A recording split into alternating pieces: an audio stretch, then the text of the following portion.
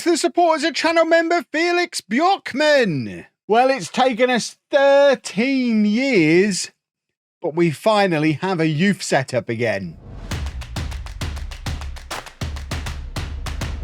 Hello and welcome to part 113 of Wembley to Wembley. I'm Kevin. Coming up on today's episode, we have two games for you in the league, crucial games in the league, because the first one is a top of the table clash against Charlton. We also play Stoke. Since you were last with me, we've played a lot of football. As you can see, we went on a long winning run, then just as long run of not winning. I mean, okay, there was a win in there. December was miserable. We didn't have a very nice Christmas.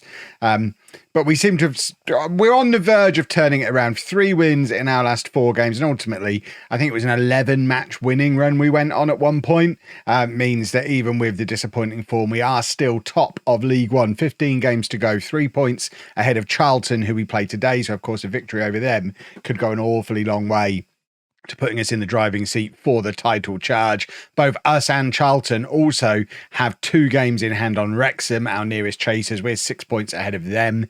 We are looking strong. We just have to keep on winning.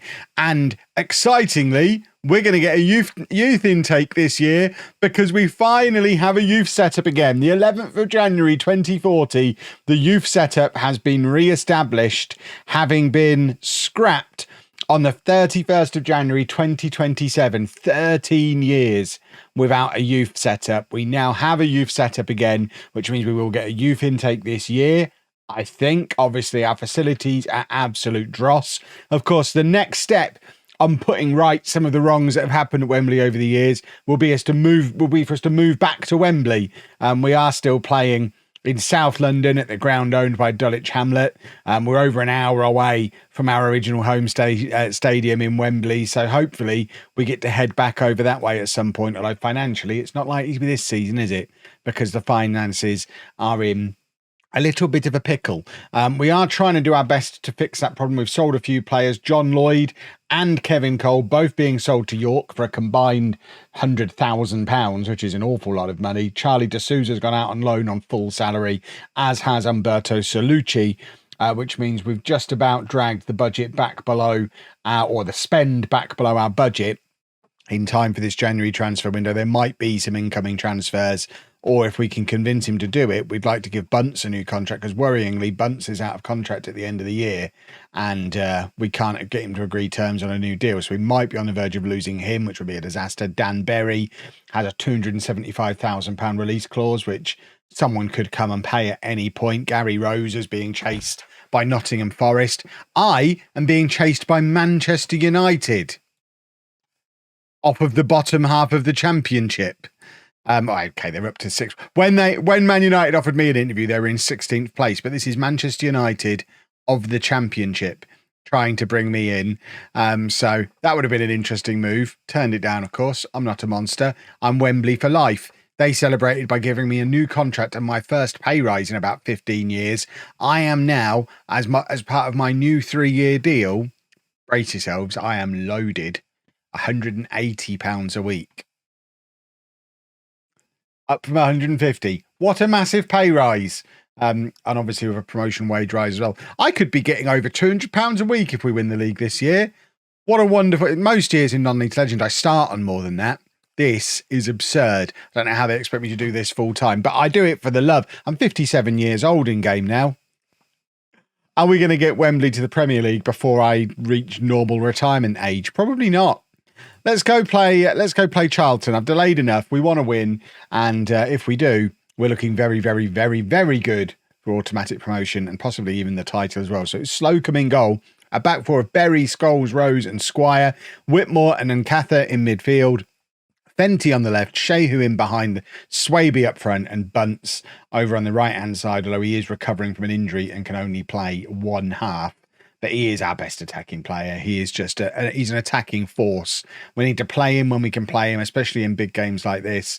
And we need to get him tied down to a new contract, which is kind of the inspiration behind me trying to have a little bit of a clear out and get us back within our wage budget during this January, because I obviously want to be able to give him a new deal. He wanted something like £2,500 a week, which we are giving those kind of pennies to other players in the squad. But when we were already £5,000 a week over our wage budget, it wasn't really something we were able to do for him, even though he deserves it more than anybody. So fingers crossed, we will be in a position once he chills out and is willing to discuss terms again to have a sit down with me. It's an annoying little football manager thing because he asked for a pay rise. I said, yeah, sure. I got in the meeting.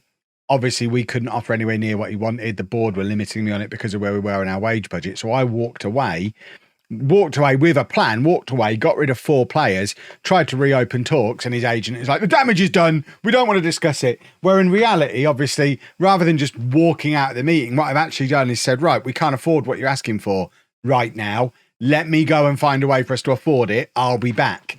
And that's not an option you can give him, Football Manager. So if we end up losing him, it's because of frustrating player interaction limitations, which will upset me greatly. What's also upsetting me a bit is that there's not been a highlight in that first half, although straight away in the second half we are getting a highlight. What I was going to say is I guess I'd be happy with the 0-0 draw. We're 3 points clear of them in the league, 6 points clear of third place with games in hand. We don't necessarily need to beat Charlton today. The onus is on them beating us. And Fenty has got a free kick here, and I've just remembered we were supposed to take off Bunce at half time. We'll give him another 10 minutes. He seems to be doing all right at the moment. He doesn't seem to be tiring. We'll give him to the hour mark because we've not yet had a breakthrough. If he breaks again, then I guess I'll take responsibility. There you go. We've got to take him off now. I need to be sensible. To a point. Marnie, by the way, who scored loads of goals for us earlier in the season before getting injured, is fit again, although not match fit. So he's an option to get back into the team. And we've also started to get some good performances out of Septus, who's got 10 goal contributions. He's the guy who's going to be coming on now for Bunce. But we've got some players returning from injuries, which is a very nice situation to be in. Marnie was great for us early on in the season. And then just as he got I think he scored like 8 goals in 8 appearances or something ridiculous like that, but then got that injury and has been out for months. So it's going to be very good to have him back in the mix. We've never really been in a situation where we've had Marnie and Swaby both fit at the same time. If they both can show the kind of form they've shown during their spells as our main striker this season, there's an argument for playing 2 strikers, but it's not something we need to mess around too much with today. Potentially, Swaby can also play in that number 10 role, so he's got the option of playing in behind Marnie potentially as well. Swaby's not played well today, so Marnie can come on for him. And we're also going to take off Squire. Edwards isn't really fully fit, so Hill's going to come on at right back. I say that it's nice that there's some players returning from injuries. There are others accumulating injuries. We've not been close to a full strength team since like the 3rd game of the season, which puts into perspective just how well this season is going. And Shehu really should be testing the goalkeeper there. That's been set up for him on a plate, and he's just hit that very high, very wide. Charlton haven't really created anything today, but worryingly, we've not taken advantage of that. So I wouldn't be at all surprised if they grabbed a late winner. Although Septus is in here, and Tashan Septus with his 8th goal of the season. I highlighted him as someone who'd been playing well and was pushing for a starting spot in the team, and he's demonstrated it again there with a lovely finish in a hugely important game. Marnie is involved, and Katha, as usual, the man playing the beautiful through ball. And that's a great finish from Septus. It's 1-0 to Wembley. And goodness me, does that start to make this league table look good. 6 points clear of Charlton. I mean, that'll do nicely, boys and girls. Right, we're going to have to bring Edwards on now because Berry is shattered. We're also going to bring on Westlake in midfield. And hopefully just shut up shop. That's what we're looking for here. So we're 6 points clear of Charlton, 9 points clear of Wrexham with a game in hand over them still, 12 points clear of Ipswich, although they've got a game in hand over us. But goodness me, is that a beautiful looking league table. 14 games to go. Cross everything, boys and girls. I think Wembley are heading to the Championship. What a time to be alive. Let's go and win another football match. So just the one change for the Stoke game. Uncather picked up a knock towards the end of the match and needs to sit this out. It's only a knock, but he's literally just back in training. He's not fit enough to play. Exciting news, though. We have now agreed terms on a new contract with Bunce, so hopefully that's going to be him tied down to a new deal. We're also trying to extend the contracts of Gary Rose, who's out of contract at the end of the season, and Shehu, who's out of contract at the end of the season. All three of them have accepted terms. We just need them to sign the contracts. So getting rid of the players we've got rid of is allowing me to start getting some of these quality players that we've got tied down to longer term deals at the club. But let's get this team submitted. Bunce is still not fully fit. 75 minutes is our limit for him today. We've played about 1,000 home games in a row, by the way. I'm not sure why the fixture list has got us playing so many consecutive home games. How many? I need to see how many it is. Feels like a lot of consecutive home games I've played. This is the 4th home game in a row and the 5th in 6 matches. There's going to be a period this season when we play away a lot. There isn't. So there must have been a period when we played away a lot. Was that December? Not really. I don't understand. Apparently, we just play home matches now, but that's fine. Let's beat Stoke. Let's continue to stretch out our lead at the top of the table. That would be lovely. Ipswich still carrying those 2 games in hand, so obviously we want to be pulling out as much of a gap over them as we possibly can. We are 13 points clear of them at the moment, but why not make it 15? 15 is a bigger number than 13. You didn't expect you were going to get that kind of exceptional Kev maths today, but there you go. We want a 15-point lead at the top of the league. That would be great. And Berry is going to try and swing a corner into that far post where Rose is there. 2 of the boys who are out of contract. No, sorry, Rose is out of contract at the end of the season. Berry has a release clause. And Berry will be next on my list of contracts to extend. But his agent is still in a grumpy and won't talk to me at the moment, but hopefully by the time we get to the next episode, I'll have tied all 3 of these guys plus Berry down to longer term deals, which does take some of the panic out of the situation. There's just as much of a chance with still a week of the transfer window to go, though, that Berry will have gone. And Fraser Fenty has scored to put us 1-0 up. It's kind of sort of from a set piece-ish. It's the second phase of play from a set piece. Ball ends up back out here, so Scholes does quite well, actually, to retain possession, plays it to Westlake, who just rolls it across to Fenty. Fenty hits it first time.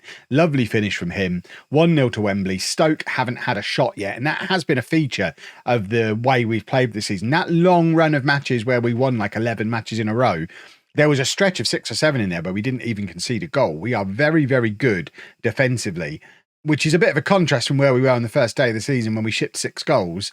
But I think the midfield takes a lot of the credit for how solid we've been defensively, because we're controlling matches more than we were previously. I think Whitmore, Westlake and Kaffer, they're all very, very good central midfielders for this level, and it shows.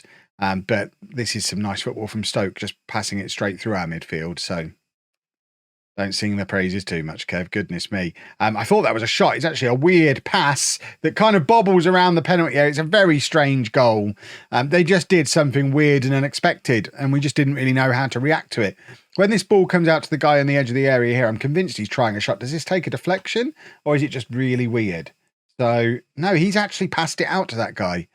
I mean, it completely threw us, and then we weren't able to get it properly clear through Rose, and it's a little bit of a sloppy goal to concede. First shot Stoke have had in the entire match, and they've scored from it, which is it is annoying. I am upset by that.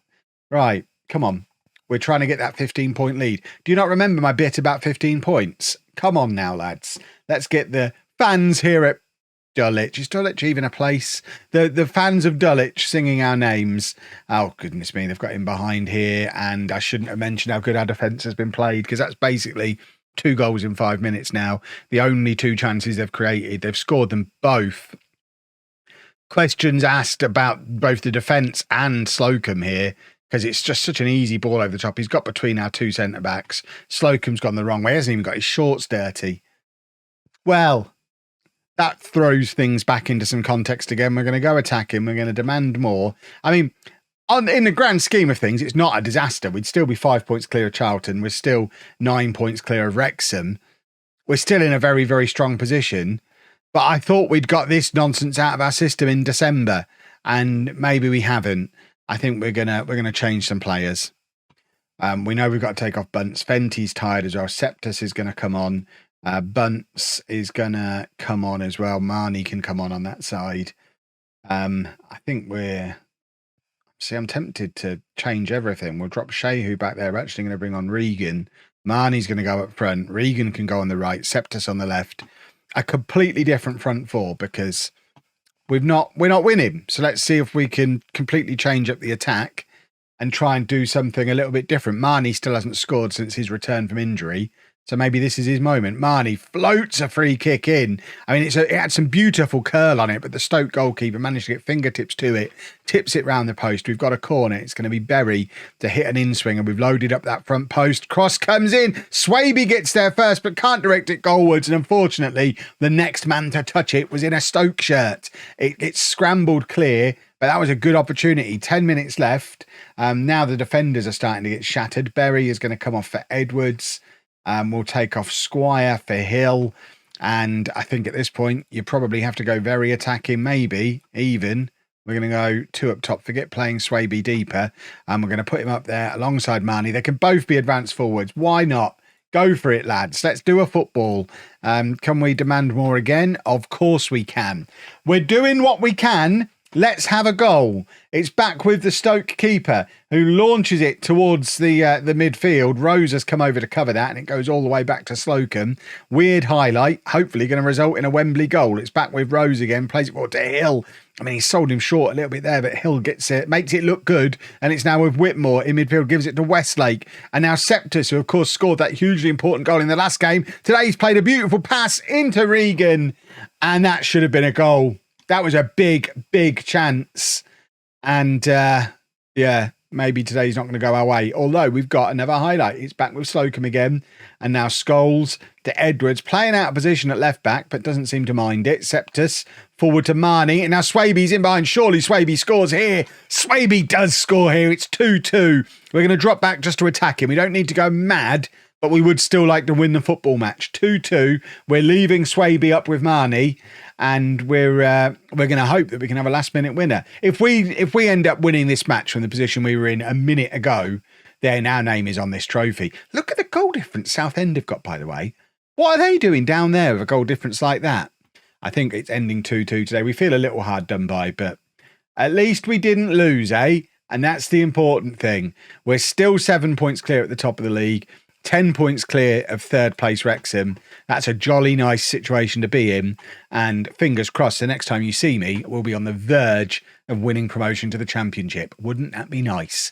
If you've enjoyed that, please make sure you leave a nice big thumbs up on there for me. Subscribe to the channel for daily Football Manager videos. And thank you very much for watching.